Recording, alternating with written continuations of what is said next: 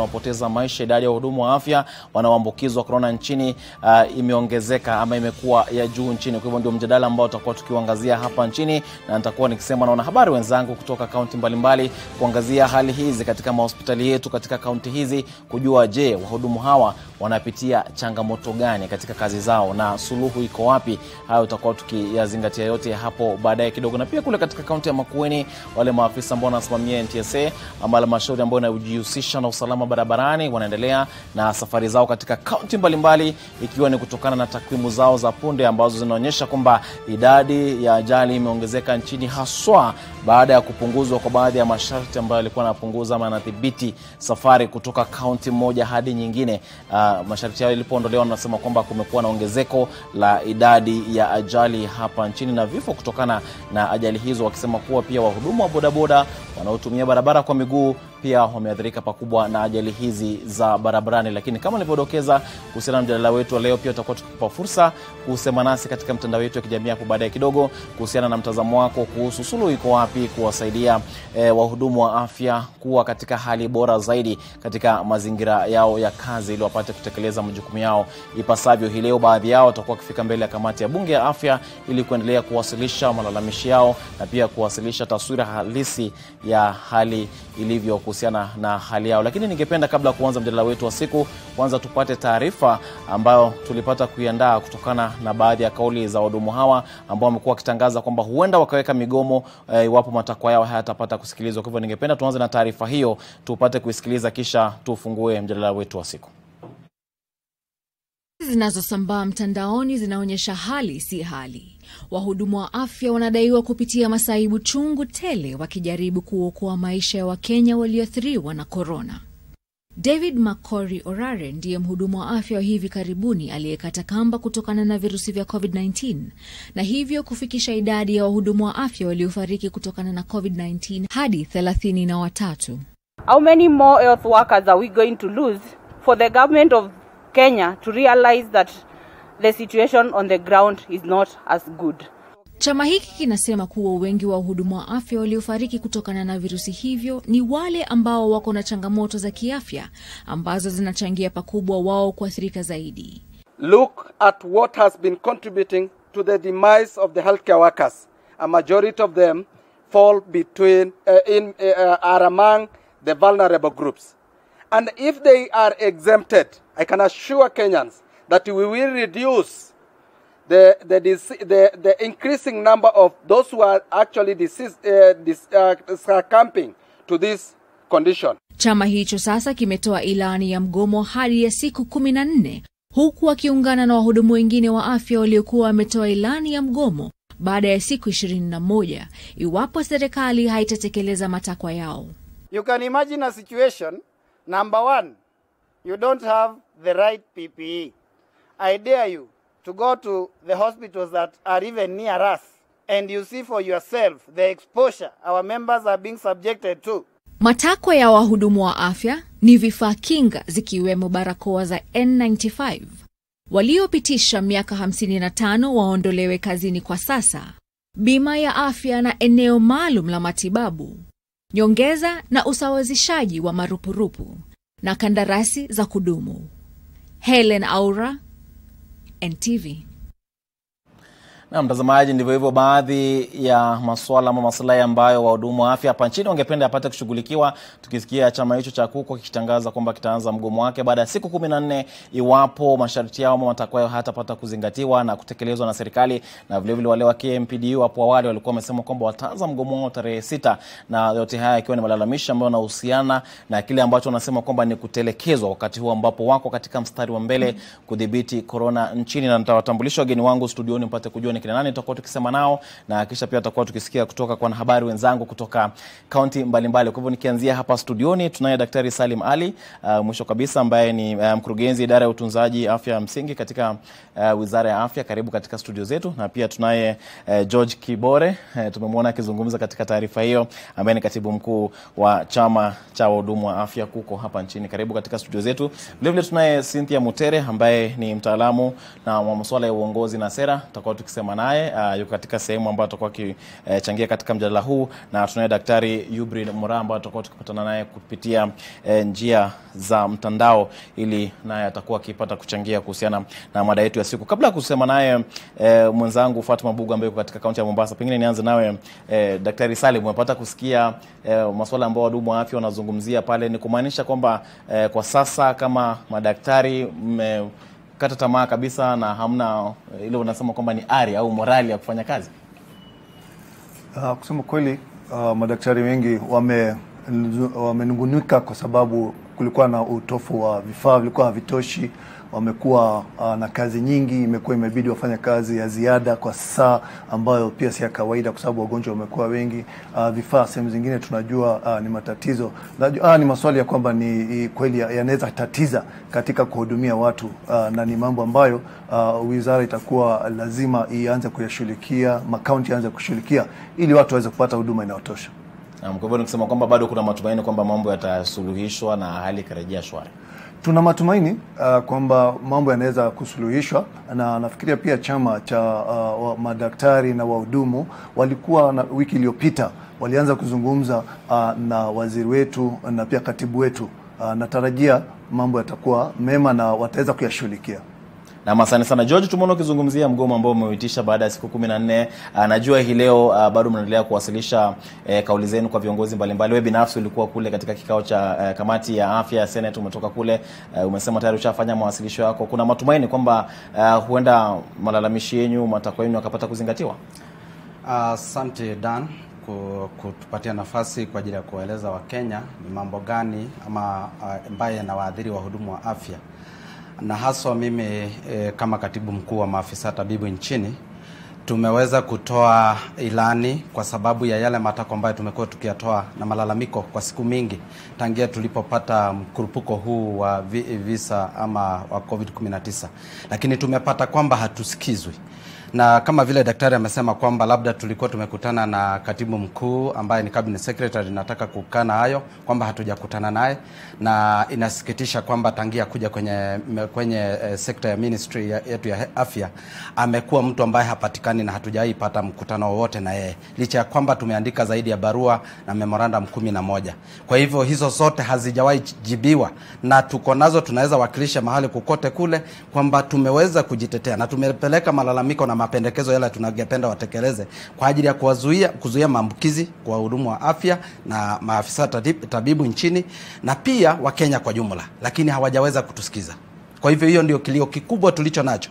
Iwapo basi watasikiza vile ambavyo anavyosema, tuna matumaini kwamba tunaweza tatua, kwa sababu tulikuwa tumepeana barua kwenye tarehe 15 ambapo tarehe 16 Jumatatu iliyopita kwamba tunaomba kwamba watekeleze kwa siku 7. Hawakutekeleza. Ndio maana tumetoa ilani ya mgomo sasa kwa siku 14. Bado wako na muda. Leo pengine uweze kusema kwamba ni kusikilizwa hiki kikao ambacho umekuwa leo na umefanya mawasilisho yako, na matumaini kwamba pengine hilo litasikilizwa sasa ama hatua itachukuliwa? Unajua hiyo ni mbinu moja ya kuweza kuwashinikisha serikali kutekeleza. Utakumbuka kwamba tuko na cabinet secretary ambako na line yake ya kufanya kazi, na pia tuko na parliament. So wakati ambapo tumeapia before the Senate, sisi tunasema kwamba Senate imeweza kutusikiza. Najua kwamba watakuwa wanawakilisha, na kwa sababu wanakuja kati kwa ajili ya kuchukua yale malalamiko tulionayo wayapeleke mahali ambapo uamuzi unatekelezwa, kwa sababu wao wenyewe waweze fanya uamuzi, lakini watapendekeza yale ambayo tumewapatia kuyapendekeza kwenda kwa serikali kuu. Naam, asante. Tutakuwa tukisikia mengi kutoka kwako kuhusiana na hayo. Cynthia, naamini kwamba unanipata na umekuwa ukisikia kauli na malalamishi ya wahudumu wa afya. Umefanya ziara zako kule katika kaunti kuona hali ilivyo katika baadhi ya hospitali na maagizo ambayo wamekuwa wakitakiwa kuzingatia. Sijui mtazamo wako ni upi kiujumla? Unahisi kwamba ni kweli wametelekezwa ama una mtazamo gani? Kwanza sana wacha niseme asante kwa mwaliko huu Dan. Kwanza wacha nianze kuzungumza kwa upande wa raia. Sisi wananchi wa Kenya tulijipatia katiba, na kwa kipengele 43 kuna majukumu ya serikali inafaa kufanyia raia, kwa sababu sisi tumewapatia ile jukumu ya kututekelezea ile maadili ambazo tunataka tuwe na uzima. Hakuna kitu ingine kama hakuna uzima na hakuna afya. Na kwa hivyo sisi kwa kipengele 21 kwa katiba tumesema mpaka serikali itafute mbinu ambayo inaweza kutekeleza hii malalamishi yote ambayo tunasikia kutoka sauti ya madaktari, kutoka sauti ya wengine wao kwa hii nchi ambao wanakumbana na hii hali ya afya kwa hii nchi. Tukisimama kwa katiba yetu, ni jukumu ya serikali ya kuona kwamba wanaweza kututekelezea vile katiba imesema, na la sivyo maarifa fulani itafutwe, yani ya kutoka kwa wabunge wetu watafute maarifa ambayo ya kusuluhisha. Tunajua huu mwaka yote watu wote, ulimwengu wote ilipigwa na hii jangwa ya corona, na najua imeathiri mpaka uchumi wetu. Na kwa hiyo katiba hiyo kipengele inasema kama hakuna namna ya kifedha ama ya kihali ya kutekeleza majukumu haya, mpaka maarifa mengine yatafutwe, hata kama ni ya kisheria, ya kuandika sheria ambazo zinaweza kuona kwamba afya yetu inazingatiwa, na malalamishi hasa kama za daktari ambao tunaona tumewapoteza sana wanaanza kupata hayo manufaa. Wadaktari wamelia sana, wanataka hii protective personal equipment ya kuwachunga wakifanya kazi zao. Utatekelezaje kazi yako na we mwenyewe hujajichunga? Tunaanza kwamba tumepoteza wadaktari wengi, na kupoteza hata daktari mmoja ni rasilimali kubwa sana. Sio tu kama kupoteza mtu ambaye amepata diploma. Hawa ni watu ambao wamefanya degree zao kwa miaka mingi sana. Ukiona kama sisi Busia County tulipoteza Dr. Alishula ambaye alikuwa orthopedic surgeon, na hiyo ilikuwa muda mrefu, amefanya hapo karibu miaka 30 akitibu watu, hasa watu wa sekta ya bodaboda ambao wamepata accident na wamevunja miguu na nini. Tumepoteza daktari kama huyo. Kupata daktari kama mwingine kama huyo kuja kushughulika kwa hospitali ya umma itakuwa tena ni kazi ngumu sana. Ndio wako, lakini ni wachache. Sasa kupoteza daktari ni kitu kubwa sana, na nafikiri serikali ianze kuzingatia maneno kama haya.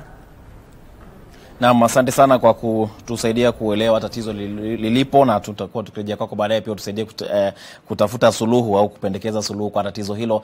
Daktari Eubrin Mora, naamini kwamba unanipata ukiwa popote ulipo, naamini uko mzima kabisa, na tumekuwa tukisikia baadhi ya malalamishi yaliyopo, na pengine uanze tu kwa kutuelezea ni changamoto zipi ambazo mnakumbana nazo kama madaktari, pengine manake nanyi pia mna familia zenu, mnapokuwa mkitangamana na familia zenu, ni changamoto zipi ambazo mnakumbana nazo, manake wao pia mnafikiria mkiwalinda pia wagonjwa wenu?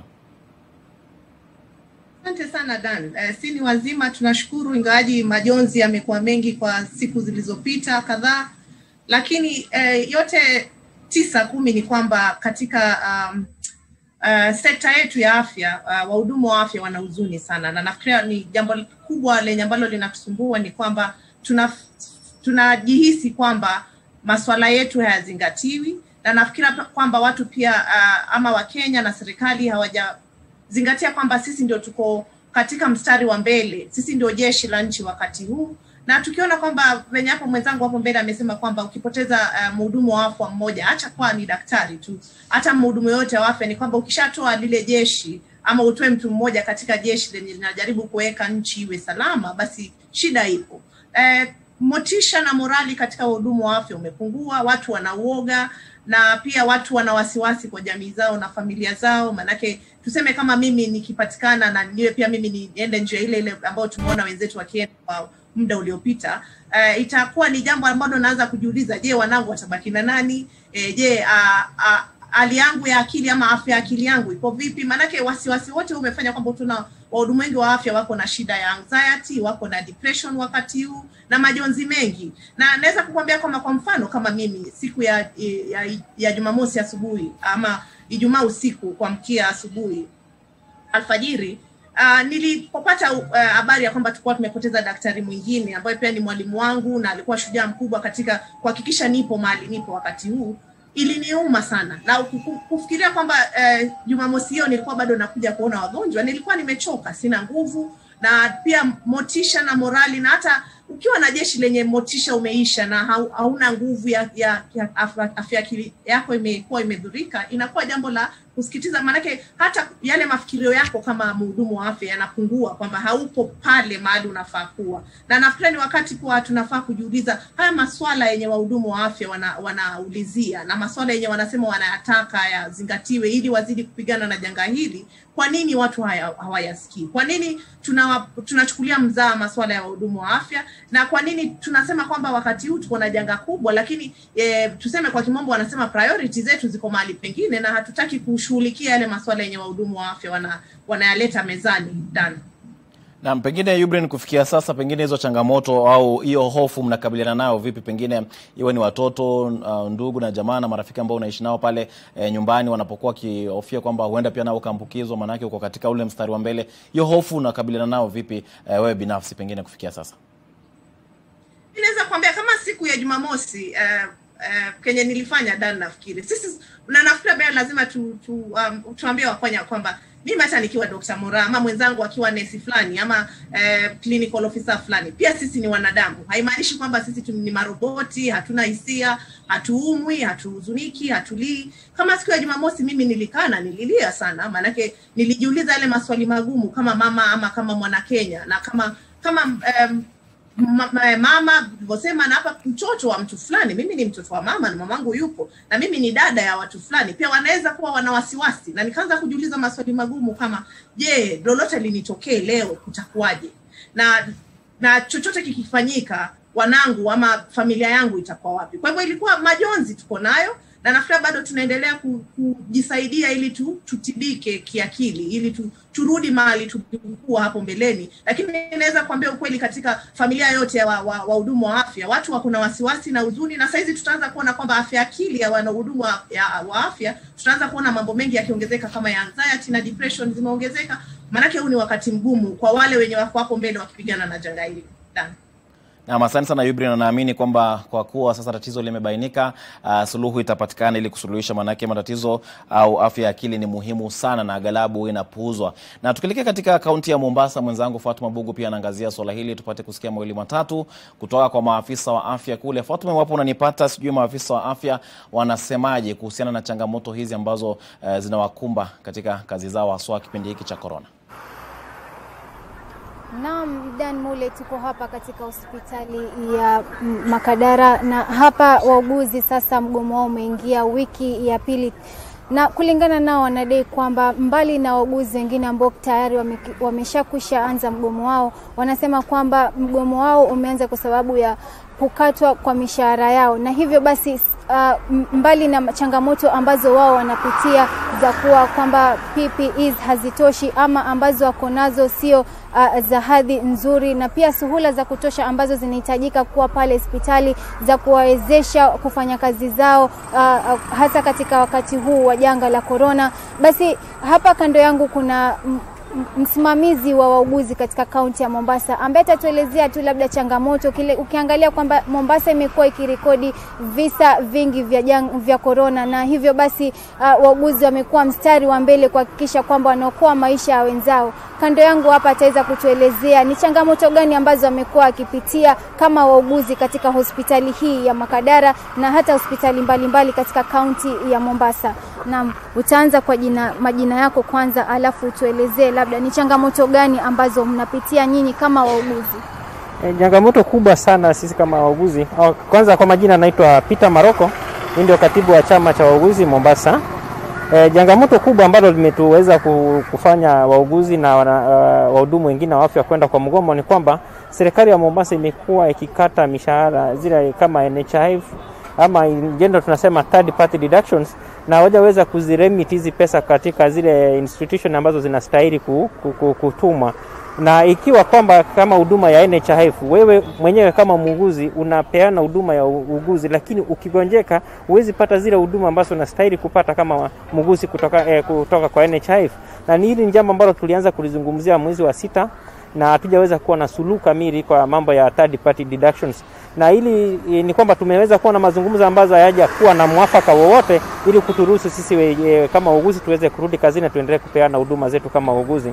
Na kuna mambo mengine kutokana na hili janga la corona ni kwamba unakumbuka serikali kuu iliweza kupeana zile emergency risk allowance kwa sababu ya COVID, lakini kahawa imepeana hii emergency risk allowance kwa muda wa miezi 3.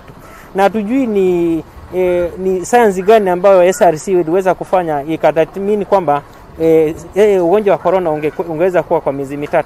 Na kwa hivyo kutoka hizo miezi 3 waliopeana hizi risk allowance tumekuwa tukipitia changamoto kubwa, na unavyojua kwamba Mombasa tumeweza kuwapoteza wauguzi wawili kutokana na janga la corona, na hao wauguzi kwa familia zao ambazo ziliwapoteza wapendao hawajapata ile compensation ambao wanastahili kupata, kwa sababu COVID ni ugonjwa wa occupational disease, na inastahili kwamba mtu ikiwa umepata jeraha kazini ama umekufa kwa sababu ya ugonjwa ambao ni occupational uweze kukompensetiwa na serikali. Labda unaweza tu kutuelezea, tunafahamu kwamba kuna wauguzi ambao wanalipwa na serikali kuu na wauguzi ambao wanalipwa na serikali ya county. Labda ni wauguzi gani ambao wameenda mgomo huu?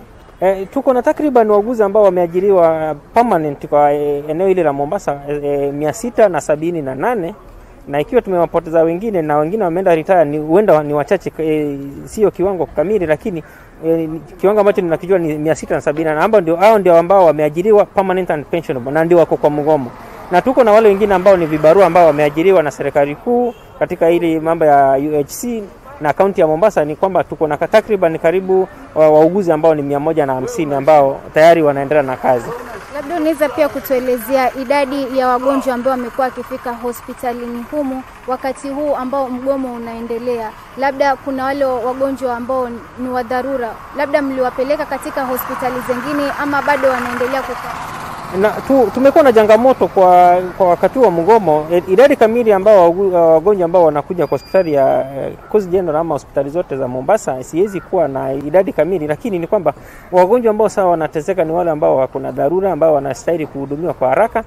Na ombi letu ni kwamba serikali iweze kutafuta namna mwafaka ambayo itasuluhisha ili shida ambayo ya mambo ya remittances. Ikiwa tunangoja, kuna mgomo ambao tunangoja ambao 2 weeks time ambao utakuja, ikiwa tujafika pale waweze kusuluhisha hili jambo la mambo ya remittances, waweze hata kulipa miezi hata 3 ili tuweze kuwa na mazungumzo. After wamelipa ndio tuwe na mazungumzo ya kuturuhusu sisi kama wafanyikazi wa afya tuweze kurejea, tuweze kurelieve wale wagonjwa ambao wanapitia kwa shida kwa sasa. Lakini mpaka wakati ule ambao serikali itaweza kulipa, mgomo utaendelea, kwa sababu tumeweza kuwa na mazungumzo mengi sana na hatujaweza kuwa na suluhu ambalo lingeweza kusuluhisha shida ya mambo ya remittances. Na kwa hivyo ombi letu ni kwa serikali ya Mombasa, hasa kwa kiongozi ambao ni Governor Joe, sababu hili jambo tumeweza kuwa na mazungumzo na wale maofisa wa kaunti ya Mombasa na hatujaweza kuwa na suluhu. Ni alijukulie mkononi mwake sasa, asuluhishe. Sababu kuu ambayo tunapewa ni kwamba disbursement, zile pesa ambazo zinatuma shared revenue kutoka serikali kuu hazijaweza kuletwa kwa miezi 2 sasa. Hiyo ni Septemba na Oktoba. Aweze kuchukua hili jambo kwa mikono yake, aende Nairobi, aweze kuwa na mazungumzo na treasury na tuweze kupata zile disbursement ambazo zitaturuhusu kuweza kulipa yale madeni ambayo tunayo, na mishahara hiyo ije kwa wakati ufao. Huwezi kuwa una shida kutoka huko nyumbani hujaweza kulipa, una nauli, una mshahara, hujaweza kulipa rent, na uweze utarajia kwamba muuguzi kama huyu ataweza kuja afanya kazi anavyostahili. Ndio kwa sababu samahani, na pia tunafahamu kwamba kuna chuo cha ufunzi kando ya hospitali hii kuu ya Makadara. Labda unaweza kutuelezea tu kwa wale ambao wanakuja kujifunza katika hospitali hii, ni mikakati gani ambao mmeiweka kuhakikisha kwamba wanakuwa salama na ugonjwa huu wa corona?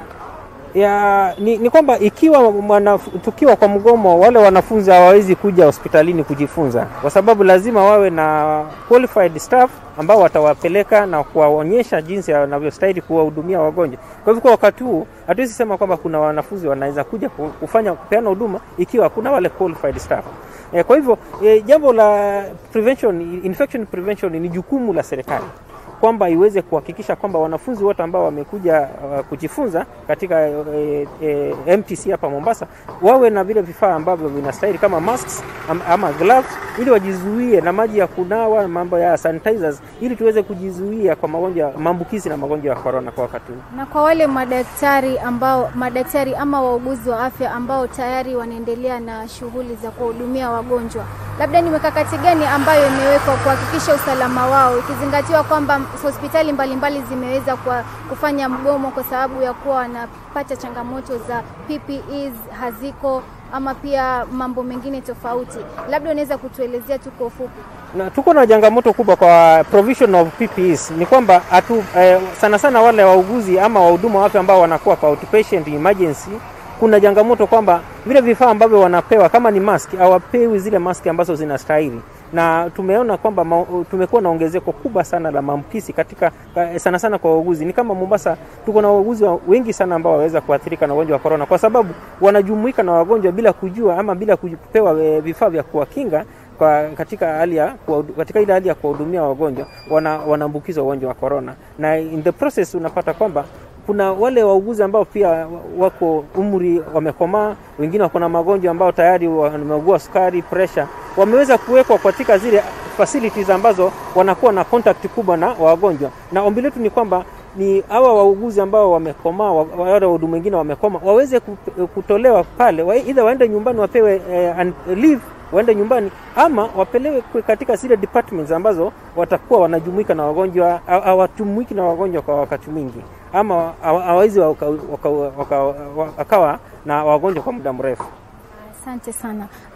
Kama ulivyosikia Dan Mule, wauguzi wa hapa tayari hii ni wiki ya pili tokea kuanzishwa kwa mgomo, na anadai kwamba ifikiapo wiki ijayo watatoa notisi ya kuanzisha mgomo ambao utakuwa wa nchi nzima wa kuweza kutokana na kutokuwa na bidhaa ama suhula za kutosha za kuhakikishia wauguzi na hata wagonjwa ambao wanazuru hospitali hizi usalama wao kutokana na janga la corona, ikizingatiwa kwamba tayari wauguzi takriban 100 wameweza kupoteza maisha yao nchi nzima, na hili ni swala ambalo linafaa kuzingatiwa sana sana pamoja na wagonjwa na hata wauguzi ambao tayari wanaendelea na madaktari wanaendelea kutoa huduma za afya. Kwa sasa ni hayo tu, na kwa taarifa zaidi ni katika taarifa za NTV jioni.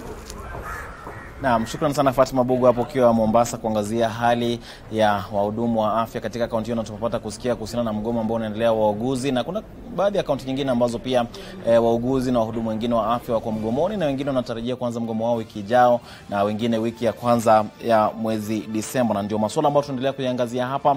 Kwa sasa tunaenda mapumzikoni, tukirejea tutaendelea na mjadala wetu. Wageni wangu studioni wangalipo kuendelea kuchanganua swala hili ili tupate suluhu kwa kilio hiki cha wahudumu wa afya. Endelea kutazama NTV.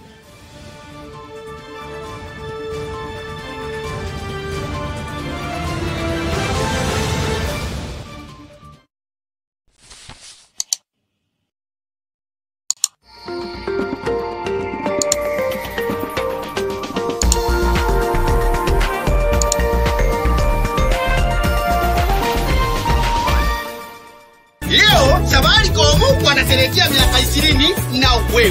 Piga star 444 star 20. Tumia shilingi 20 pekee utunukiwe 20 minutes na 20 MB.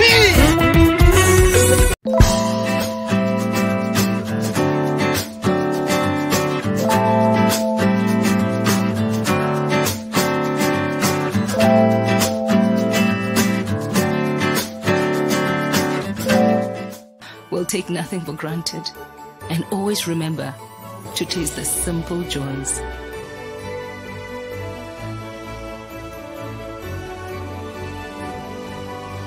Enjoy the magic of Christmas with Coca-Cola. Oh my, oh my, oh my days. Life is wonderful. Life is wonderful. Life is wonderful.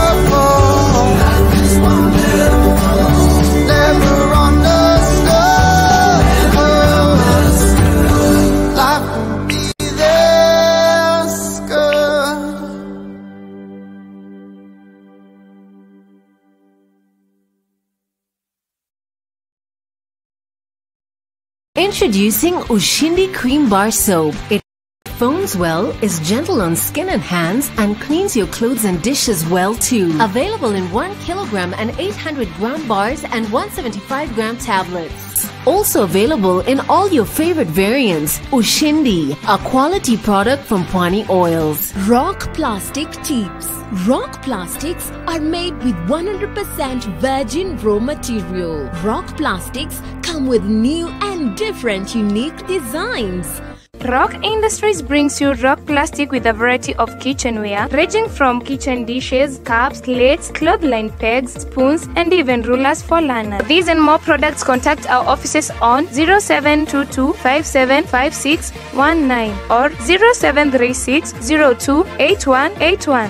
When the world changed, it made us go back to the simple joys and love the little things even more, like serving up your best, eating together, and sharing more. Now, we'll take nothing for granted and always remember to taste the simple joys.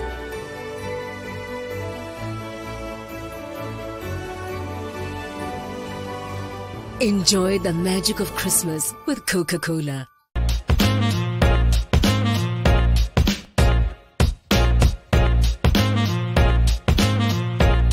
We provide retirement savings solutions for everyone. Our products include statutory deductions, additional voluntary contributions, gratuity management, lab fund AML, group life assurance, Imarisha, UMA, Ufanisi, and diaspora retirement savings plans. For more information, visit our website at www.labfund.or.ke. LabFund. Work, save, retire. The Nation Media Group 254 Realty and Homes Expo is back, discussing property investment and home ownership. Join us on 27th and 28th November 2020 at the Sarit Center Expo Center as we engage with property developers and investors, financiers, contractors, insurers, roofing solution providers, ceramic and interior designers, land dealers, and investment solution providers, among others. To sponsor, exhibit, and for inquiries, please contact 0721 678 597 or email property@ke.nationmedia.com.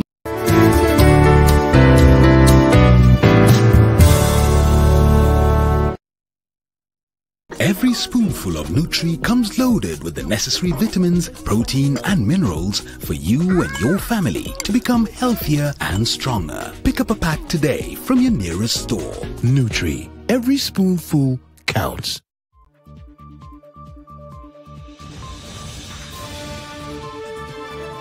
Naam, karibu tena mtazamaji, tunaendelea na NTV sasa kuangazia hali ya wahudumu wa afya nchini ambao wako katika mstari wa mbele katika vita dhidi ya corona humu nchini. Wamekuwa wakilalamikia masuala mengi tu, kilio chao masaibu ambao wanapitia wakiwa kazini. Kumekuwa na ongezeko la idadi ya maambukizi kwa wahudumu wa afya na pia idadi ya wanaokufa ama wanaopoteza maisha kutokana na corona humu nchini. Ni swala ambalo wamekuwa wakilizungumzia na kwa sasa wamekuwa wakitangaza migomo. Miungano yao imetangaza migomo tarehe tofauti.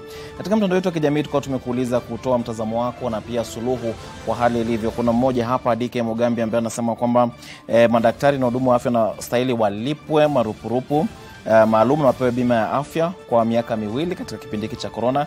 Anasema mwaka 2023 kutakuwa na sera maalum ambayo itakuwa ikizungumzia namna ya kutoa marupurupu kwa wahudumu wa umma humu nchini. Ndio mtazamo wake huo, na tutakuwa tukisema naye mwenzangu Ruth Sarumweko katika kaunti ya Nakuru kujua hali ya wahudumu wa afya katika kaunti hiyo, na kisha wageni wangu hapa studioni tutakuwa tukiendelea na mjadala huo. Ruth Sarumweko, wapo unanipata? Wahudumu wa afya wanasemaje katika kaunti hiyo ya Nakuru?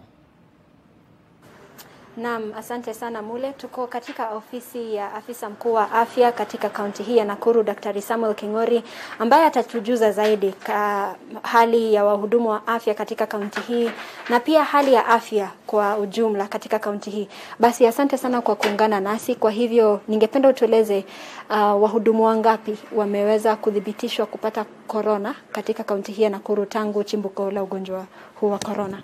Okay, my name is Samuel King'ori. I'm the Chief Officer, Department of Health, Nakuru County. I want to say that in Nakuru County, the entire public hospitals and private sector, we have 222 health workers who have been infected with COVID-19 in the entire county. And I want also to say that so far we don't have any who have died of COVID, and all of them are back on duty. And also another thing that I also want to inform the public is that we have a hospital that is dedicated for our health workers. That is PGH Annex, which is fully equipped, and therefore any health worker that fall sick, we usually admit them there, and they don't pay anything. That is because we value our health workers and we take care of our health workers. Yes. Kumekuwa na vyama tofauti ya wahudumu wa afya wakitishia kwamba wanaelekea kufanya mgomo iwapo matakwa yao hayatasikika.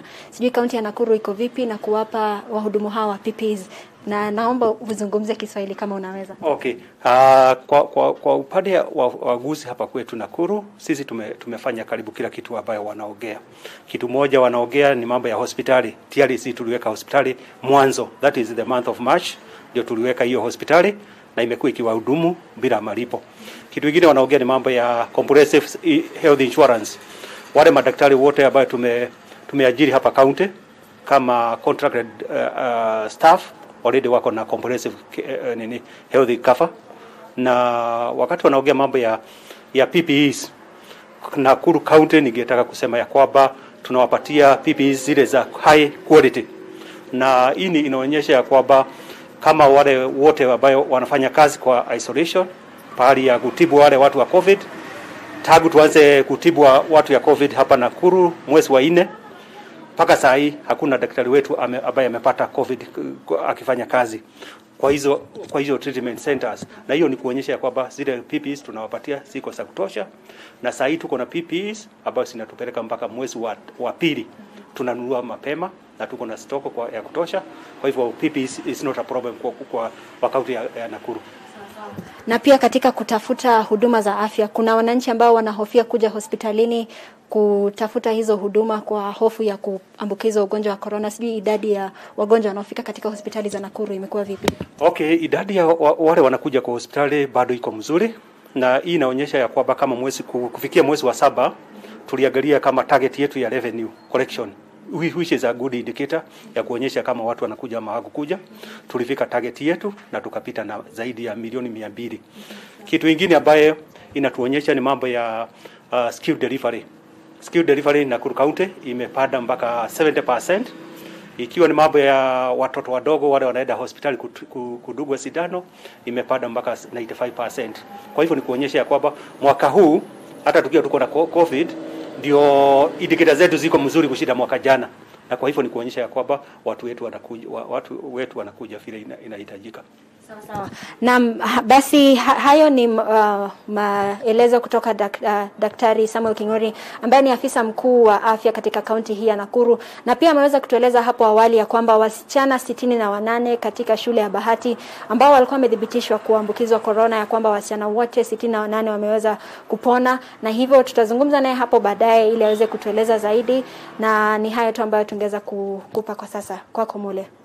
Na asante sana Ruth Saremwena, ni vizuri kusikia kwamba wasichana hao wamepata afueni kutoka shule hiyo ya pili ya Bahati. Na tukirejea hapa studioni, George, nimeona ukicheka kidogo pale ambapo King'ori akizungumzia kwamba wao wana matatizo ya pipi. Pengine utatuambia ni kwa nini? Manake pia kuna yale malalamisho ambayo umewasilisha, pengine tumewasikia wauguzi, tumesikia madaktari, na nyinyi sasa kama wale wahudumu wengine wa afya, ni masuala gani haswa ambayo mngependa yashughulikiwe?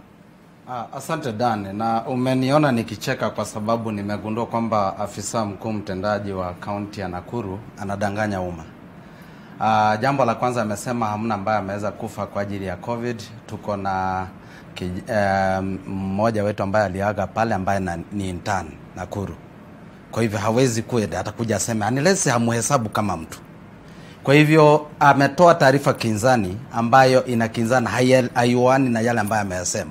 Amesema tuko na ndio nataka niseme kwamba amesema kuna wale ambaye wameugua ama ambaye wameambukizwa zaidi ya 200 kwa kaunti moja ambaye ni wahudumu wa afya, na anasema pia hawajapata yeyote ambaye ameambukizwa katika isolation center. Inaweza kuwa ukweli, lakini tunasema kwamba labda kwa sababu ambapo wiki 2 ambazo zimepita tulikuwepo Nakuru na tukizunguka katika hospitali zao, tukapata kwamba hawafuati sheria na masharti ambayo serikali imeweka. Katika hospitali zetu hakuna aeration na hospitali zingine hazina maji, na tukapata kwamba kweli wale ambao wanaona wagonjwa wanatumia hii tunaita barakoa, hii surgical mask, lakini serikali imesema kwamba tutatumia N95 iwapo unaona wagonjwa. Kwa hivyo hajakubaliana. Tumesema watatumia ile kifunika kichwa ambayo itakuepo na pia macho hawana. Kwa hivyo yeye akisema ni kwa sababu anasema kuna barakoa ya kufunika mapua peke yake, ambaye ni surgical mask, lakini pia ambayo sio ambayo wao wamerecommend. Kwa hivyo amedanganya umma. Ingependa kumkosoa na aweze kuangalia, arudi nyuma, angalie tumeweka mikakati gani ama maagizo gani kama serikali ambayo tunatakiwa kuyafuata. Na pia tukapata wagonjwa wako mahali congested wakisubiri kuonekana. Na pia tukapata kuna wale ambao wanashare rooms kwa referral hospital. Kama mimi niko hapa nimekaa naona mgonjwa na mwingine ako hapa, kuna congestion, hakuna ile ambaye space ambayo inahitajika. Kwa hivyo ndio maana nitaka kukanusha hapo, na ninataka kurejelea mahali umeanzia. Kwa akaunti nyingine pia changamoto kama hiyo katika akaunti nyingine. Ndio ninataka narudia mahali ambapo nilikuwa nataka kuanzia. Tuseme kwamba sisi kama maafisa tabibu nchini kwa sasa tumewapoteza, kufikia jana tulikuwa tumewapoteza 7. Tulitangaza hivyo. Kwa mkaleo asubuhi tumempoteza mwingine, alikuwa Nairobi Hospital. Kwa hivyo sasa wametimia 8. Na hii ni kuthibitisha kwamba wakati huu wa COVID-19 ambapo ni ugonjwa ambao hauku unajulikana, lakini sasa zaidi ya miezi 8 ambapo ulipoingia mara ya kwanza hapa nchini, wahudumu wa afya wanatumika kama ngao, kumaanisha kwamba wewe ukitaka kutumia ngao kupigana, lazima uiweke vizuri kujikinga, na lazima uiinue, ni lazima uitunze. Wahudumu wa afya ambao wanatumia kama ngao hawajatunzwa, hawajainuliwa na hawajapewa ile msaada ambaye unaweza kuweza kuwasaidia kujikinga wao kwa ajili ya kuambukizwa, na pia kutunza maisha yao na wapendo wao na wale wa Kenya ambao wanao kuja kutafuta huduma katika hospitali zetu za umma. Na tunasema hivi, ilani yetu tumetoa mahitaji ambayo tunataka serikali itimize. La kwanza ni kwamba tunataka waweze kutoa idadi ya kutosha ya PPEs katika huduma sehemu zote za kutoa huduma ya afya. Jambo la pili, tumesema kwamba tunahitaji wahudumu wote wa afya waweze kupewa ile tunaita kwamba bima ya afya na bima pia ya maisha, ili kusudi iwapo kuna yule ambaye ameweza kuambukizwa na mwenye ambaye pia atakuwa ameaga kufuatana na huu ugonjwa, ataweza kujisikia kwamba ana uwezo wa kwenda hospitali yoyote. Na kwa mfano kama yule ambaye nimemsema ameaga usiku uliopita, nimeona wanatuma sasa, tunaanza mchango kwa ajili ya kulipia bili yake. Serikali haijaweza kusimamia hayo yote, lakini licha ya kwamba walikuwa wametangaza. Ndio maana tunasema kwamba lazima iwepo bima ya kutosha ya afya ambayo inaweza pia lipia matibabu na mambo yote ambayo yanalingana na COVID-19. Iwapo serikali itatekeleza hayo, basi tutakuwa tunashukuru kwamba wana make steps zile ambazo zinaenda kwa right direction. La tatu, lile ambayo pia tunaitisha, waliajiri maafisa tabibu na wengine wote medics wengi miezi 6 chini hawajalipwa na wanaendelea kuhitajika kufanya kazi. Na ukumbuke kwamba kuna mwenye ambaye labda kwao ni Garissa lakini alipata kazi Nairobi, kumaanisha lazima alipe rent, kumaanisha lazima kule, lazima commute akisafiri. Hawajaweza kupewa ile support ambayo inahitajika. Ndio maana sisi tunasema kwamba tunahisi serikali inawatekelekeza waziwazi wahudumu wa afya, hata wale ambao ni wageni. Na pia tumesema kwamba hao watu wamepewa kandarasi duni. Wengi wao wanalipwa 15,000 na wengine wanalipwa shilingi 50,000 kwa kandarasi duni. Lakini kiwango ambacho kingekuwa hao ni wale ambao wako na maybe clinical officer, wale wako na diploma. Lakini tunajua kwamba wangekuwa na walipa vizuri, wangeweka katika entry point job group ile ambayo iko provided under the scheme of services, ili kusudi waweze kupata kitu ambacho kinawawezesha kuweza kuvaa vizuri, kuweza kununua barakoa, kwa sababu tunajua serikali haipeani barakoa za kutosha, na mambo zingine zote wakati huu hasa wa mgumu wa COVID-19. Hilo hawajalitekeleza, na tunasema kwamba lazima waangalie kwamba waweke katika ile tunaita huduma ya kudumu, permanent and pensionable, ili waweze kujua kwamba maisha yao hata wakiyapoteza kesho, wakiacha familia yao inaweza pata ridhaa ama ile kinua mgongo wakati ambapo hawapo. Na pia wao waweze kugrow kimaisha. Haya ni baadhi ya masuala ambayo mwasilisha kule Senate hii leo. Ndio. Na ningependa maybe unipe tu jambo moja. Nitakupa fursa usebe haya ili tupate kusikia kutoka kwake. Yubrin, umepata kumsikia George akizungumza. Najua muda wetu umeyoma kabisa, zimesalia dakika chache sana. Singependa ukose kuzungumzia swala hili. Pengine ni kipi ambacho kama madaktari mnahisi pengine mmefanyiwa ili kuwapa nyinyi motisha katika kufanya kazi kwenyu, pengine bima maalum ambazo mmekuwa mkiomba ama vitu kama vile kipo?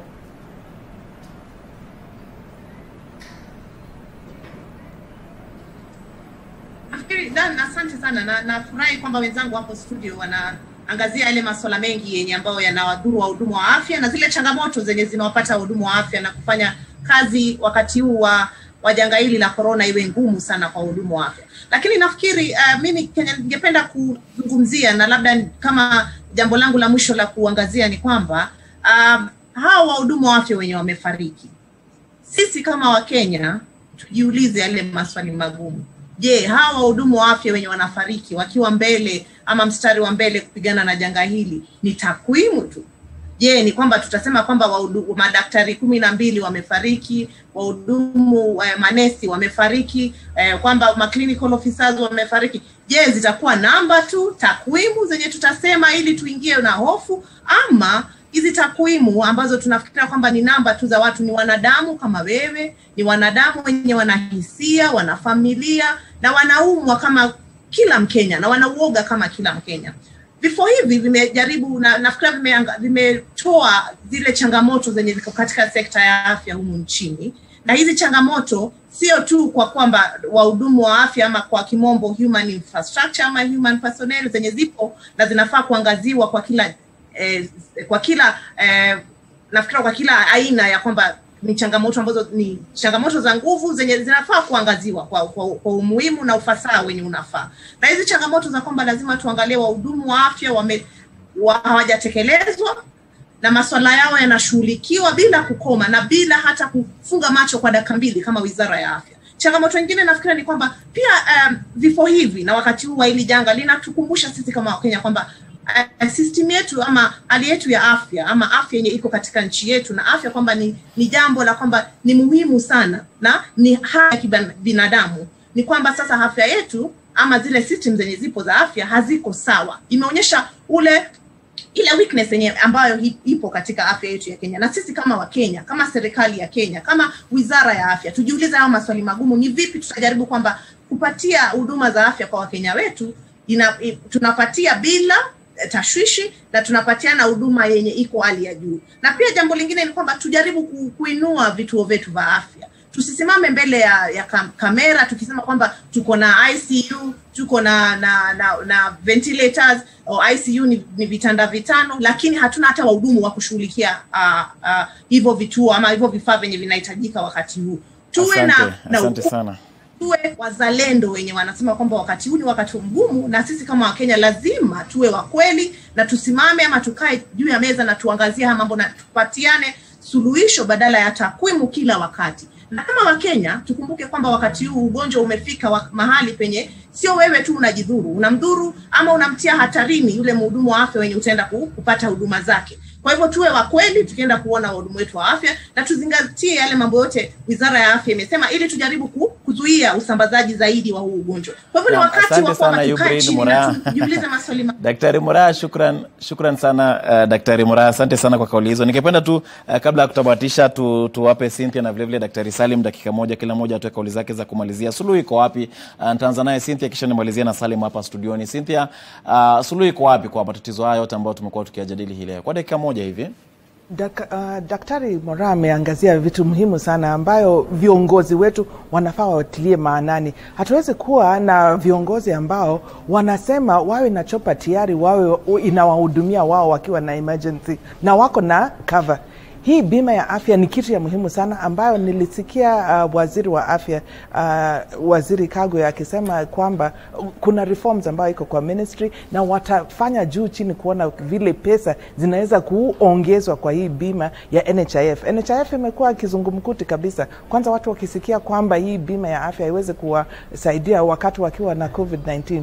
Hiyo ni kitu ambayo serikali hasa inafaa kuzingatia. Na katiba yetu inatuambia kwa kipengele ya 21 kama serikali inashindwa kuangazia hizi vitu, basi ibuniwe kama tribunal iangalie kwa nini haiwezi kutekelezwa. Na nafikiri hapo tutakuwa tunachukua hatua nzuri sana. Tuliona kwa kamati ya bunge Dr. Nyekala akianza kulia walipoangazia masaibu ya madaktari. Nafikiri hatutaki kuona viongozi ambao wanalia wakiwa na ile jukumu, kwa sababu wananchi wamewapatia ile jukumu kutekeleza. Serikali watekelezee vile inafaa kufanya. Tunataka kuona viongozi kama, nafikiri hapo nyuma tuliona Governor Charity Ngilu alipokuwa waziri wa afya, yeye mwenyewe alienda mpaka Kenyatta National Hospital kutafuta matibabu. Nafikiri hiyo ni uongozi bora, kuonesha kwa mfano. Wewe kama unaweza kuenda kama Kenyatta pale kutafuta matibabu, utajua penye kuna shida. Na nafikiri kama viongozi wote kuwe na sheria, viongozi wote watumie our public facilities, ndio watajua vile raia pia wanapata hiyo uchungu, vile wadaktari wako wanalia. Asante kwa kauli hiyo. Hakika tumekupata kuhusiana na swala la uwajibikaji. Daktari Salim, na umesikia wengi wakizungumzia serikali ifanye hivi ifanye kile, pengine unahisi serikali imefanya vya kutosha, na pengine unaweza kutoa baadhi ya majibu, lakini pengine kwa dakika yako moja ya kumalizia utasema nini katika mada yetu leo? Mimi ningependa kusema kwamba ni muhimu kwamba kila mtu awajibike, kuanzia wananchi, kwa sababu huu ugonjwa ukisambaza ukienda kwa madaktari lazima imetoka kwa mtu fulani. So kwa hivyo zile sheria, sera zimetolewa, mikakati imetolewa, itabidi watu wafuate. Na kama ni serikali zote pia ziwajibike, ni nini inatakana kufanyika wafanye. Kama sisi serikali kuu tumetoa miongozo, hata katika sasa kuendeleza hizi huduma za afya, sasa tumetoa miongozo, tumejaribu kuongeza watu ili watu waweze kuhudumiwa. So kwa hivyo nafikiria kila mtu achukue jukumu lake na kila mtu awajibike. Asante sana Daktari Salim Ali, mkurugenzi idara ya utunzaji afya msingi katika Wizara ya Afya. Asante sana George Kibore, katibu mkuu. Tutapata fursa ya kutoa kauli ya nyingine, muda umeyoma kabisa.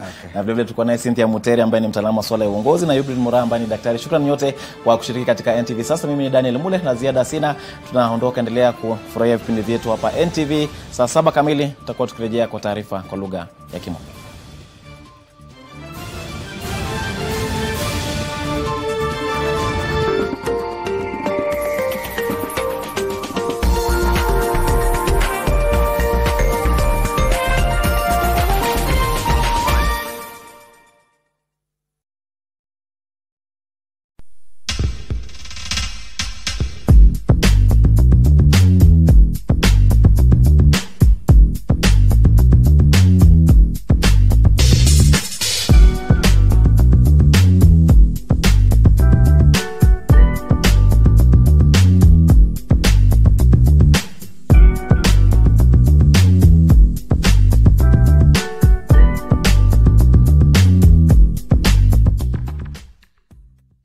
At Zetech University, we are committed to excellence. We have adhered to the Ministry of Health COVID-19 guidelines, keeping our students and the learning environment safe. We're back. We're safe. We're learning. Zetech University. Invent your future. What is this? A charm with an R? Yes, it's a woman's charm. For sure it doesn't belong to my boss, Rafael. Isidro! Yes, take him to the hospital. I'll meet you there. I've got a girlfriend now and I'm crazy about her. Come, I'll introduce her to you. Renata, Jeronimo Linares.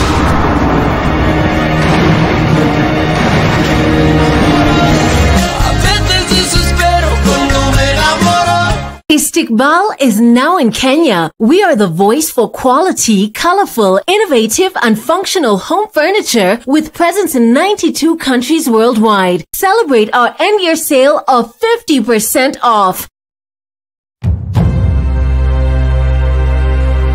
Across Africa, countries are adjusting to a once-in-a-century health crisis. To unlock new opportunities, rediscover untapped value addition, accelerate development. Can we, as Africa, strengthen the resilience of business and increase the agility of the labor market? Can we harness the realities of the new norm to power partnerships across sectors, boost production, and deepen shared prosperity even to the most excluded? Nation Media Group brings you the second edition of the Kosi Ideas Festival. The theme, Towards a Post-COVID Africa, Recovering Together. The Kosi Ideas Festival, which is brought to you by the Nation Media Group and Kisumu County, will be on the 8th and 9th of December at Ciala Resort in Kisumu. On Tuesday, the 24th of November, we discussed the Water Governance Challenge, exploring opportunities and bottlenecks in delivering the human right to water and sanitation. Do the youth have a part to play in the quest to realize sustainable management of water resources? How can you be part of ensuring that everyone can access this basic need?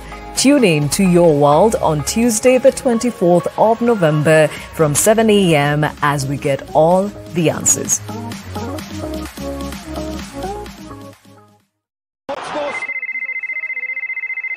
Credit hauna, pesa hauna, connection hauna, hata simu ya maana hauna, lakini unanipigia simu ndio nichukue ikatike after 2 seconds so that I can call you back. Unadhani sijui? Wacha nifikirie kidogo nione kama ndachukua. To get hauna by Abujubuju, dial *811 925 hash. Skiza Non-Nation. Did you know at Ruiru Mabati Factory you can open an account and lipa pole pole at your convenience? Did you know at Ruiru Mabati Factory you can get customized sizes according to your roof plan to avoid wastage? Did you know Ruiru Mabati Factory offers free delivery countrywide within 72 hours? To order, call us now on 0111 050 700. Ruiru Mabati Factory, mali safi kwa bei poa. Kila siku unapokaza mshipi, unapozidi bidii, unapoongeza maarifa ya kuimarisha maisha, unapoongeza nguvu ya kukusongeza mbele, unaposherehekea na kuwakaribisha wengine kufurahia nawe, unapojijenga kibiashara na kuonyesha penzi lako, unga unaozaidisha uko papo hapo, kuzaidisha utamu wa maisha kwa kila namna, kila mara. Familia ya Ajab imeongezeka ili uzidishe mapishi. Mambo ni Ajab.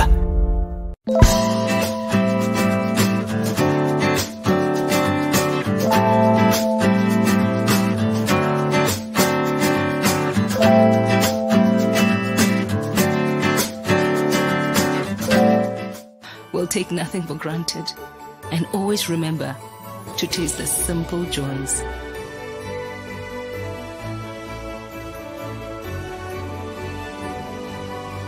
Enjoy the magic of Christmas with Coca-Cola. Jiko Koa, Kenya's highest saving, longest lasting and biggest Jiko, cooks fast using half the charcoal compared to other Jikos, so you use less fuel and receive extra savings.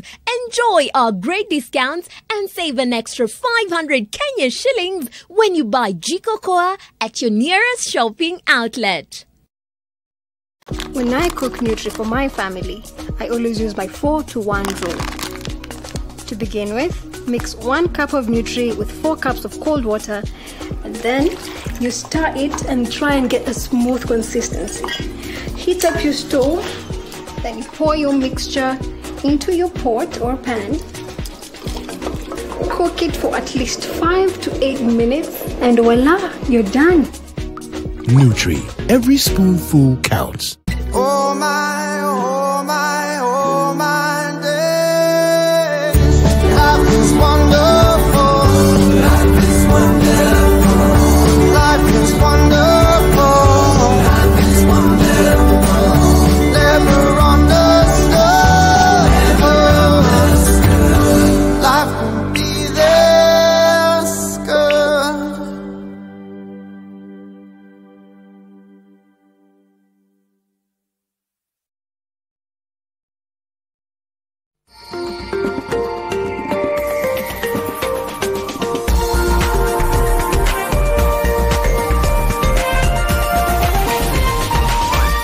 This is NTV.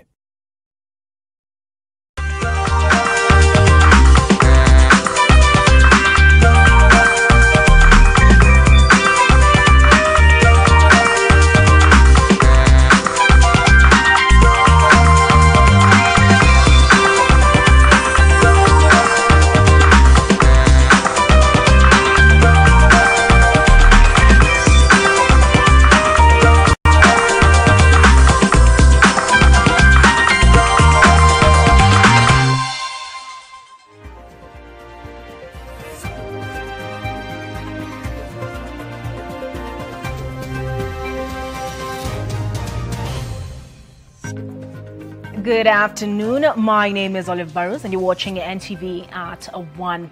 We start in Samburu County where 3 people, including 2 children, have been killed between Saturday and Monday morning in what police are now treating as inter-community clashes in Baragoi. NTV understands that a boy from Samburu North, aged 14, was killed on Saturday before retaliatory attacks were carried out in Bendera area of Baragoi on Sunday, which resulted in the death of another boy aged 10 years. The attacks have also seen the death of another young man aged 23 this morning and dozens of cattle driven away. Our reporter Jefferson Lekupe has been following up on that story and is scheduled to speak to the authorities to get the official position. But Lekupe, what officially has been said so far?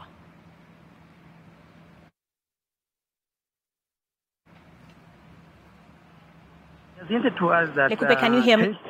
Yeah. According to Samson Ogelo, the county commander, Samburu County, police county commander, he has hinted to us that Baragoi has had relatively a peace for some good time of this year. But it was puzzling them what happened since Friday going through Sunday, that on Friday, on Saturday that is, a young boy, 14 years old boy, was killed by some raiders who are known to be coming from Baragoi, around Baragoi area. And then yesterday, that is on Sunday, 2 attacks happened in what seems to be a retaliatory attack, according to Samson Ogelo, that a young 10 years old boy who was herding his dad's goats was killed by 4 bandits. Again, in the evening of the same day, that's around 6:30 p.m. that is, another attack happened where a 23-year-old boy who was a motorbike rider was shot and killed. And the passenger was also injured, a lady, who is now in Baragoi Hospital undergoing treatment as we are talking.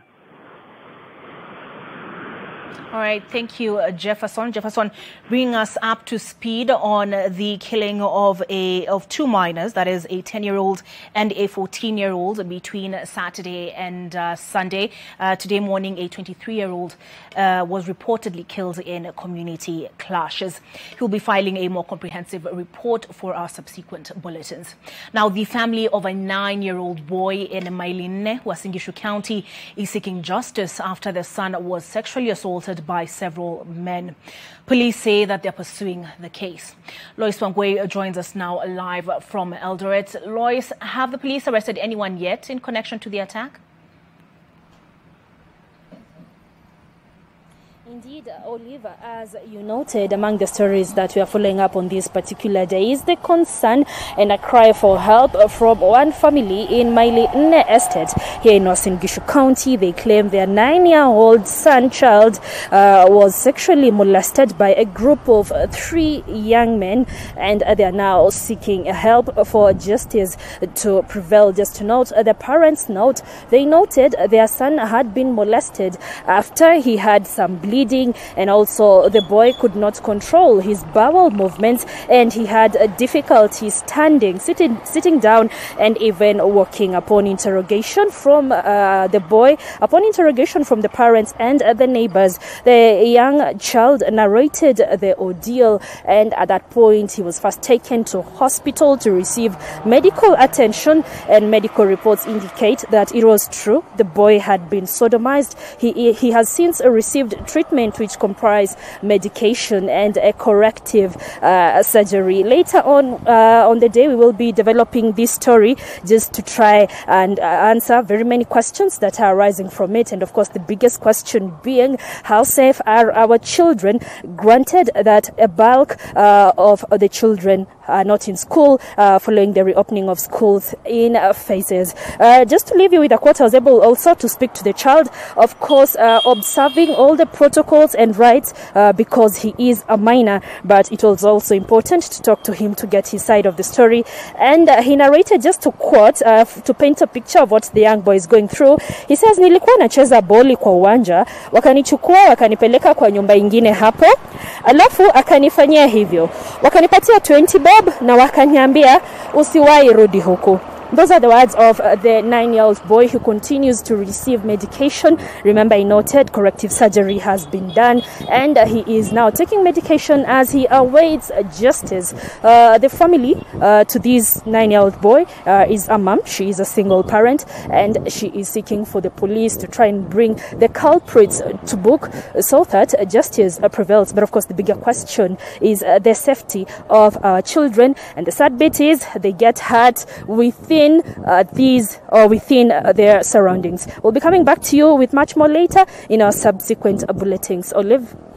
Thank you, Lois. How deeply disturbing. She is going to be filing a more comprehensive report on the defilement of a 9-year-old boy by 3 men. He was out playing in the fields when they approached him. They defiled him and then proceeded to offer him 20 shillings for his silence.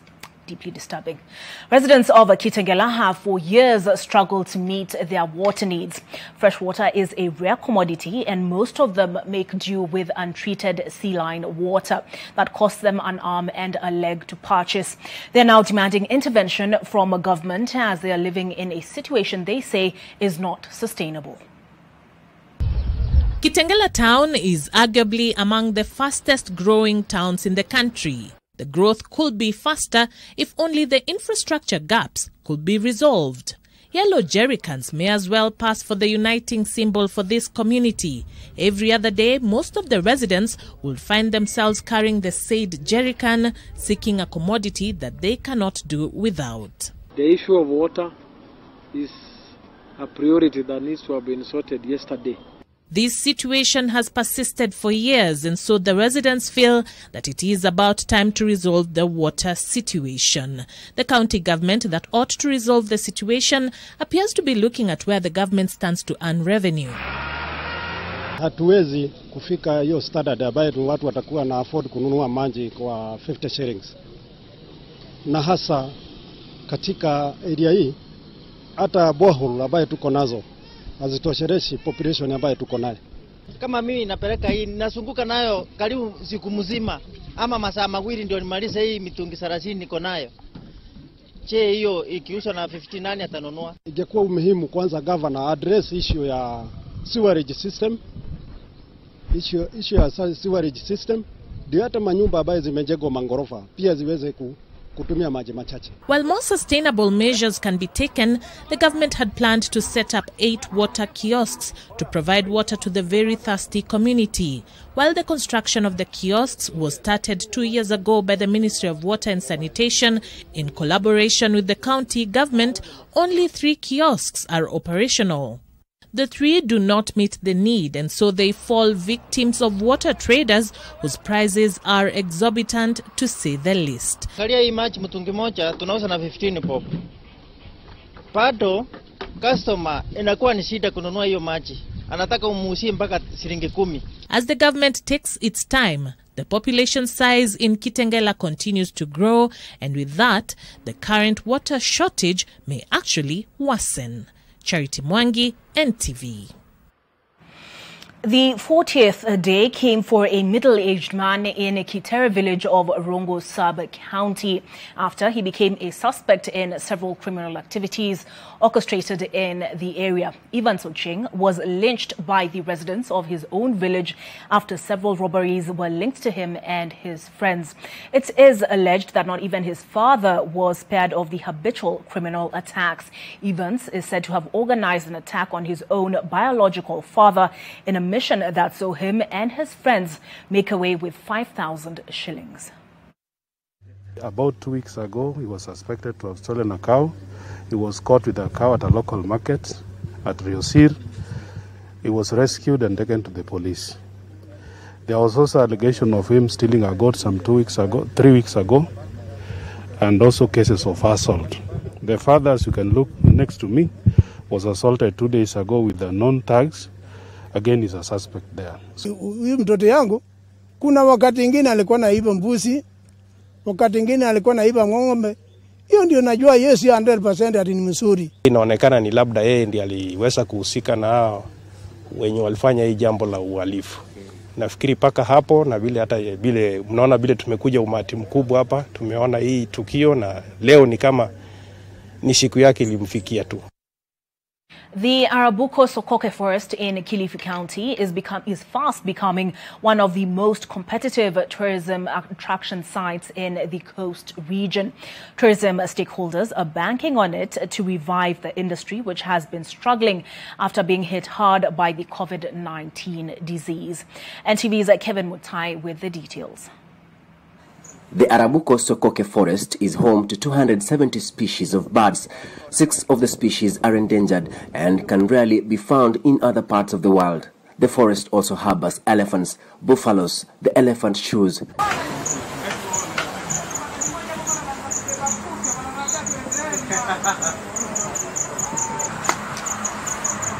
butterflies, and many other small animals. Kati ya wao tuko na aina 6 wako ambao ndege wako katika hatari ya kuangamia, na wao ni kati ya wao 6 kuna aina 3 ya ndege ambao wanapatikana tu katika hii msitu wa Arabuko Sokoke, na wao ni Sokoke Scopes Owl, Sokoke Pipit na Clark's Weaver.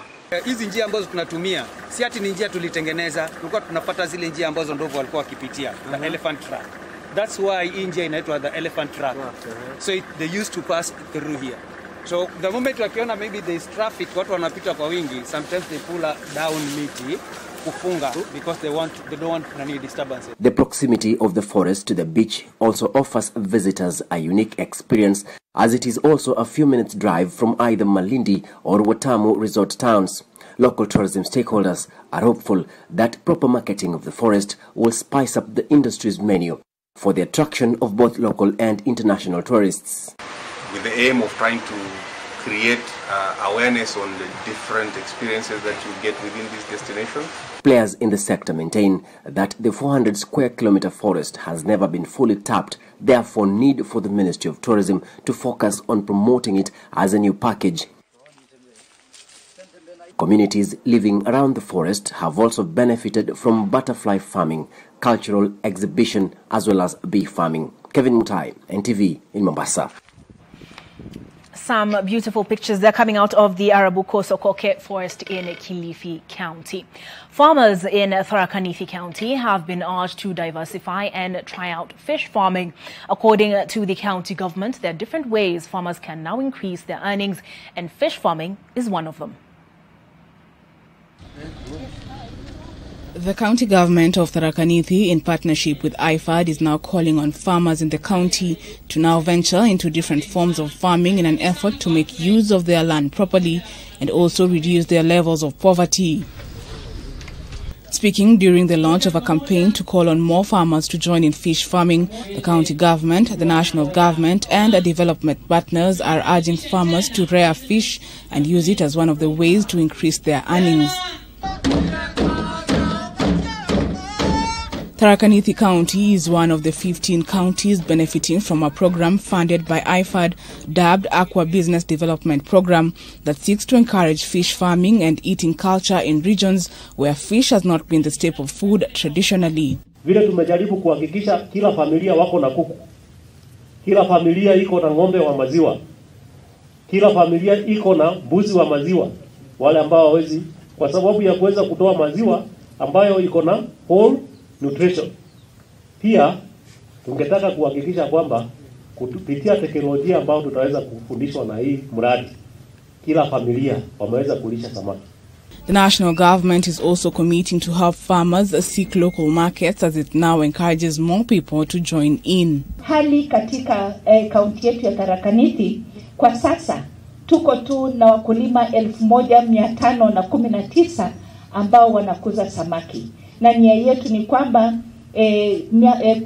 kwa miaka chache sana, 1 au 2, na kuanzia sasa tungependa hiyo idadi isonge tukue na karibu wakulima 3,000. Ni vizuri tuende kule kwetu vijijini, tuende tutenge siku kwa wiki ama kwa mwezi ya kukula samaki, kwa sababu kupitia kukula samaki ndio tunatengeneza soko. According to Tharaka Nithi County Commissioner Beverly Opora, there are plans to include fish in the school feeding program, which will be premised on the number of farmers that now engage in its farming. They did fish there instead of cake, marking the World Fisheries Day.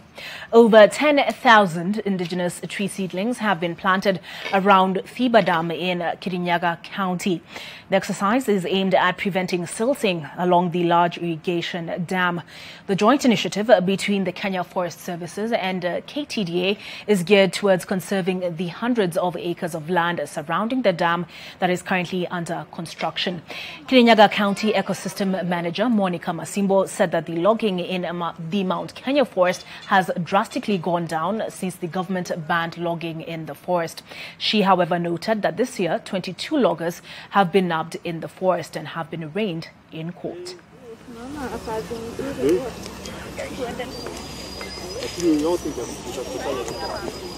We decided to plant trees in the areas that will be left as buffer zone.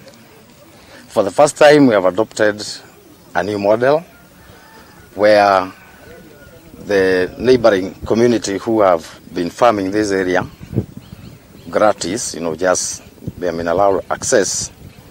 We are partnering with them to nurture these seedlings as they cultivate short crops, not bananas, not maize, it's not recommended, but low crops, vegetables, legumes, as they take care of the trees. And we are assured by the experts, our partners in KFS, that with that model, we are likely to have in excess of 95% survival rate of these seedlings. Our target at KTDA Foundation is to plant 1 million trees every year. And today, we gave the community here 5,000 indigenous trees, which have been grown, managed at Community Factory. Do you have a loved one buried at the Langata Cemetery? I'm sure if you don't, you definitely know of someone who's buried there. Gina Kiruri with a special report on the cemetery after this break.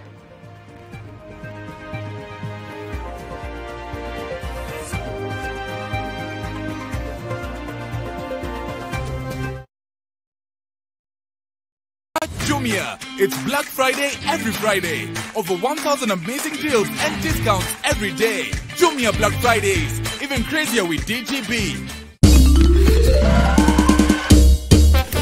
Sona moja imetengenezwa kwa njia spesheli ili kupambana na maumivu kwa haraka. Sona moja ina aspirin kama kiungo. Sona moja, kitulizo kamili.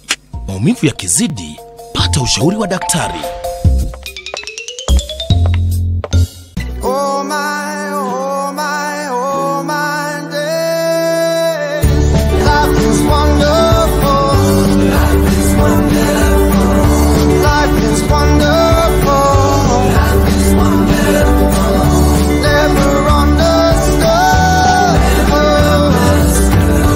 Life can be this good.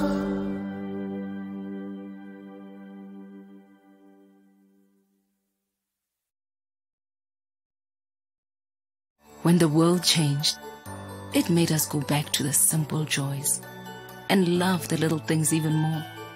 Like serving up your best, eating together, and sharing more.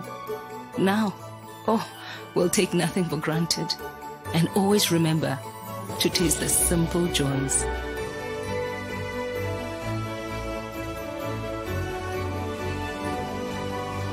Enjoy the magic of Christmas with Coca-Cola.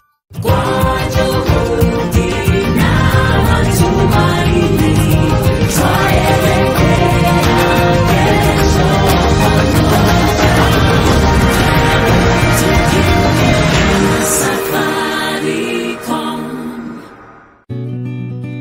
help women find independence by training them in fish farming. It's tough on my back, joints, and can cause headaches. Panadol Extra relieves multiple types of pain. Panadol Extra, now with new Optizorb technology to fight multiple tough pains with 3 times more pain-relieving medicine in the first 30 minutes when you need it most. Seeing them support themselves makes any pain worth it. If symptoms persist, seek medical advice. At Jumia, it's Black Friday every Friday. Over 1,000 amazing deals and discounts every day. Jumia Black Fridays, even crazier with DGB.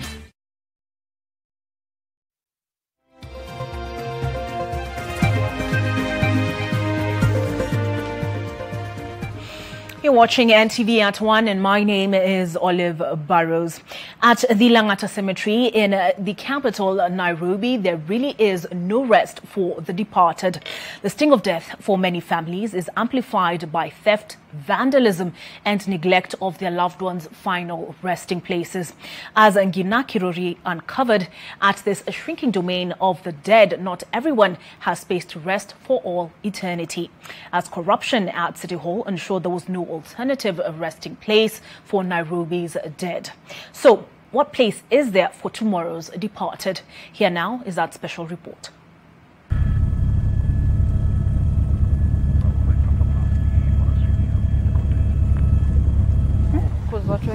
The last time Joy Mwangi was at the Langata Cemetery in the capital was shortly after she and her family laid her brother to rest in 2015. 5 years later, she's back here to try and find her brother's grave, nestled somewhere in this overgrowth. She's hoping to trace the small concrete slab that marks her brother's final resting place. I think it must be somewhere around here. Daddy walitoa these slabs. But minutes later, she comes up empty. And he was a doctor. Oh, he's a doctor? Yeah, Nanyuki. Alikuwa second born, which I'm the last born, and now my sister. So, this is quite sad. Eh? It's really sad, actually. Because even if you say mkujange kuona, there's nothing to. The family would have loved to bury him at their rural home, but their budget could only secure them space on the temporary side. Around 2, so. In this now shrinking domain of the dead. We had to travel all the way from Embu to, unfortunately, we had land issues na family. So, tuka travel all the way from Embu na mwili yetu, tukalipia city mortuary, the permit. Then sasa tukakuja huku Langata sasa kumzika. Joy and her family were guaranteed that her brother would rest undisturbed for only 7 years. In the heart of a city that is fast running out of graveyard space, those who tend to the graves here say they have to disturb their peace after some time as they scramble to create room. Shimo yenye ilikuwa fupi, like ungesimama hivi wenye walikuwa wanachimba actually ilikuwa nafika mahali hapa, so that means maybe around 3 feet.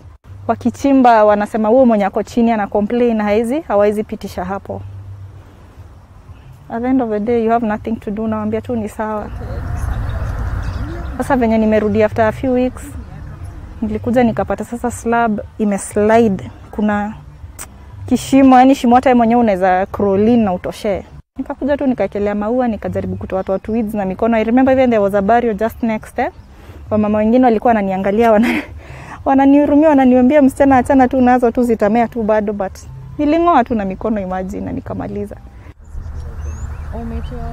Meters away, Veronica Mwangi's grave sits fallen in a thick bush. Veronica passed away in 2017 in India, where she was seeking treatment for cancer. Her daughter, Kezia Nyambura, remembers her mother's last painful moments as she slipped away.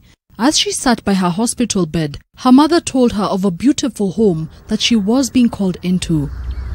Nyambura put up a beautiful gravestone at her mother's final resting place at the cemetery and even fenced it. But her mother is still far from home. We came, we painted her grave very well with my family, my sister, my daughter and my uncle. Then after like 2 weeks, when we were supposed to come back and finish the clearing of the weeds and everything to prepare for her anniversary, my friend took a photo when she was somewhere here in Langata. I think she passed by to check on Mom's grave. And unfortunately, the metal bars that were around her grave that we painted were not there. We chose here because her mom is also here. So we wanted her to be with her mom. And she was a single mother, so yeah. Consigned to the periphery, these final resting places, the homes of the invisible dead, are still haunted by the airs of neglect. There is no one to man the points of entrance, no running water, and no lighting. The metal bars that hem them in have been broken, stolen, and sold for scrap metal.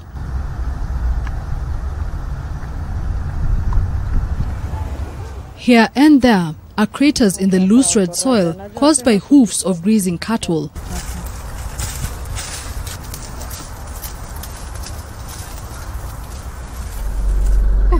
Or vehicles rolling over the graves, crushing the weak earth into the cavities below. The Langata Cemetery first came up in 1956 as Kenya was nursing independence hopes. Thousands have been buried in the 117-acre piece of land since the first body, that of Robert Lockheed, was interred in September 1958, according to a frayed ledger marking each burial for more than half a century. But not every death has been set down. Just as city's architecture reveals its history, so do the headstones in the graveyard. There are no records of those buried in the temporary section, and even in death, the rich and poor hardly ever interact. The cost of a plot on the permanent side is nearly 5 times that of the temporary side.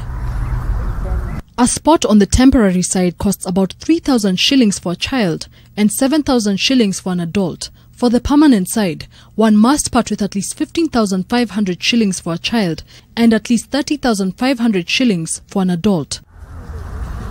The permanent side allows families to put up a gravestone. The cheaper bury and go option on the temporary side is what a number of city dwellers have been forced to take up due to financial constraints.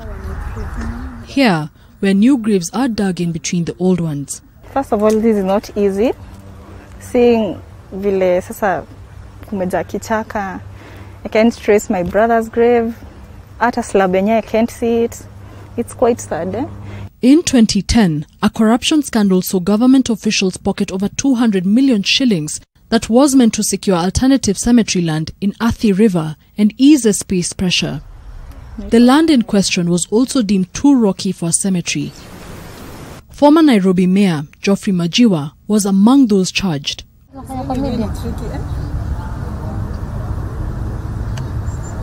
The city's cemeteries operations have now been transferred to the Nairobi Metropolitan Services, which now has the unenviable task of finding room to house the city's dead. We are fully aware that Langata Cemetery is becoming now full, but we are working with Ministry of Lands to ensure that we can get another space, even if it is from Kenya Forest, in order to get some land where we can extend.